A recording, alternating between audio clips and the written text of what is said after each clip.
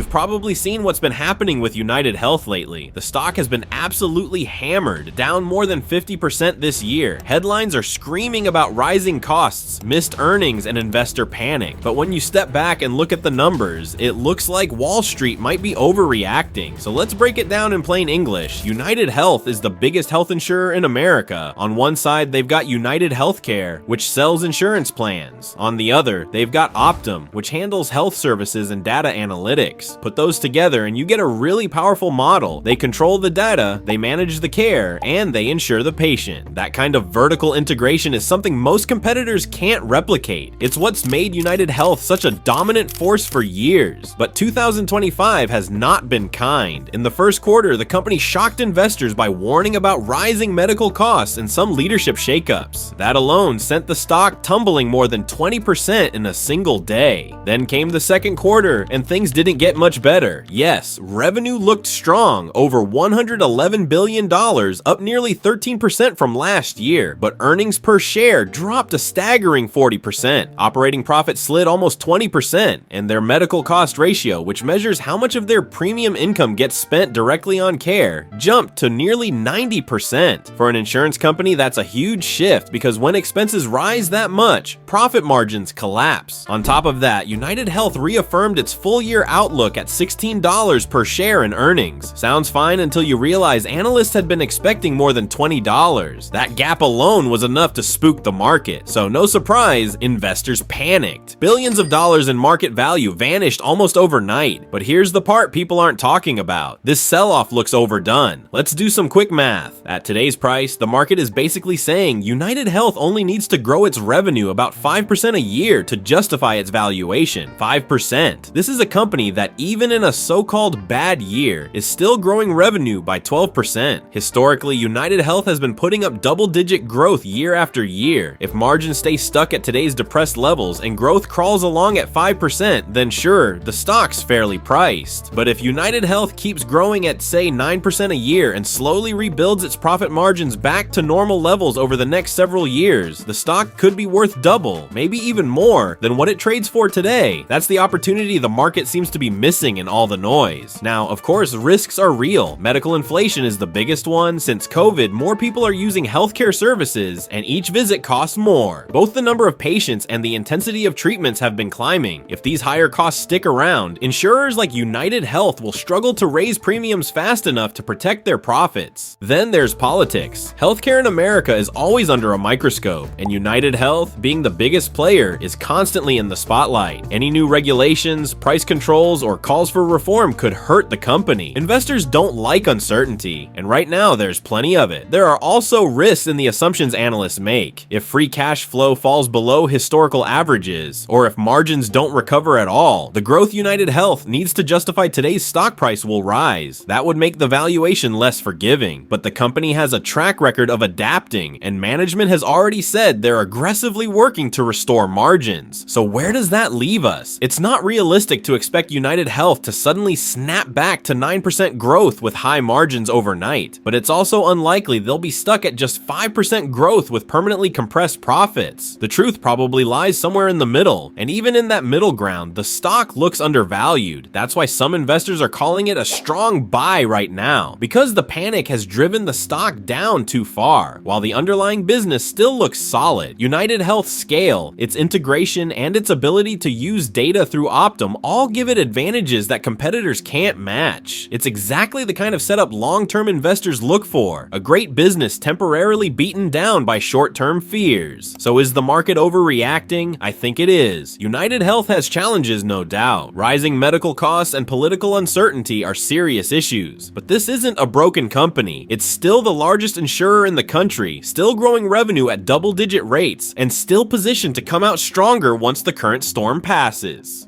The real question is, do you believe in the long-term story? If you think medical costs will keep spiraling and politics will crush profits, then maybe UnitedHealth isn't for you. But if you think the company can adapt, restore margins, and keep growing like it has for decades, then today's beaten down price could look like a huge opportunity years from now. And that's why, despite all the fear, some investors see this as the perfect moment to buy when everyone else is running for the exits.